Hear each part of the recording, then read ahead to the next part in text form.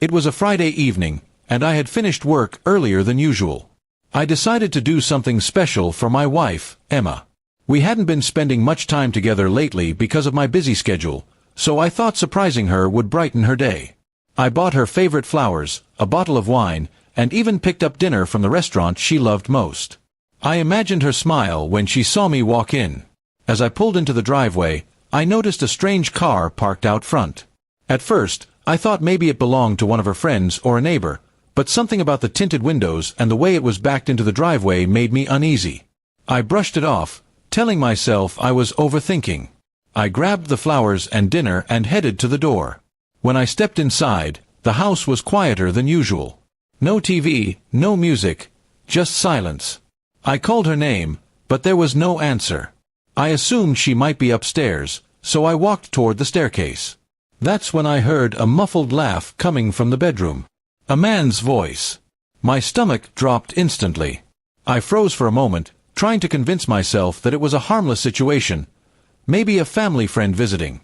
But my instincts told me otherwise.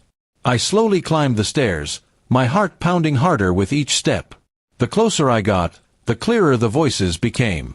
They weren't talking, they were whispering and giggling in a way that left no room for misunderstanding.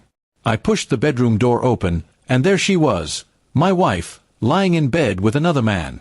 The wine glasses on the nightstand and the clothes scattered across the floor confirmed what I already knew. My hands were shaking, and my chest felt like it was going to explode. She gasped and quickly pulled the blanket over herself, but it was too late. The image was burned into my mind forever. The man jumped up, stammering something about leaving, but I stepped into the room and told him to stay put. My voice was calm, but inside I was a storm. I asked Emma, "How long has this been going on?"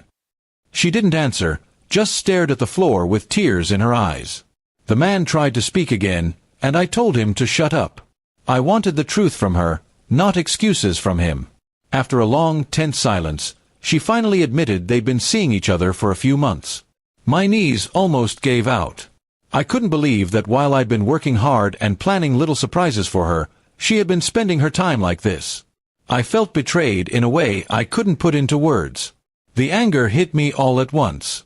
I told the man to get dressed and get out of my house. He grabbed his clothes and left without another word. As soon as the door slammed downstairs, I turned to Emma. The confrontation turned brutal, not physically, but emotionally. I demanded to know why she had done this to me, to our marriage. Her answers were filled with excuses. I felt lonely, we've been distant, I didn't mean for it to happen. None of it made the betrayal hurt any less. I reminded her of the vows we made, the years we had spent building a life together. I told her that I had been trying to fix things, not destroy them. My voice broke as I realized she had chosen someone else instead of fighting for us. She cried and begged me to forgive her, but the trust was already shattered. I left the bedroom and went downstairs, pacing around the living room. Everything in the house suddenly felt unfamiliar, as if it no longer belonged to me. The flowers I had brought were still in my hand, but now they felt like a cruel joke. I dropped them on the table and poured myself a glass of the wine I'd bought, the one meant for a romantic evening that never happened. She came downstairs after a while, trying to touch my arm, but I stepped back. I told her I needed space to think. In truth, I already knew what I was going to do. I couldn't stay with someone who had betrayed me like that. My mind replayed the moment I opened the door over and over again, each time cutting deeper. I packed a bag that night and went to stay at a friend's house. The silence in their spare room was heavy, but at least it was free from lies. My friend listened quietly as I told him everything. He didn't give me advice. He didn't need to. I knew deep down that this marriage was over. The next few days were a blur of phone calls and text messages from Emma, all begging me to come back and talk. But I didn't respond.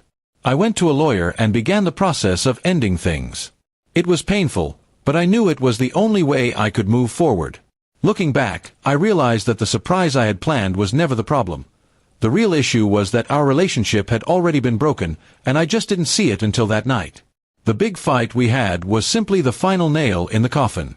I learned the hard way that sometimes love isn't enough to keep two people together when trust is gone. In the end, I walked away with my dignity intact, even if my heart was shattered. I didn't get the happy evening I imagined, but I got something more valuable: the strength to leave someone who didn't value me.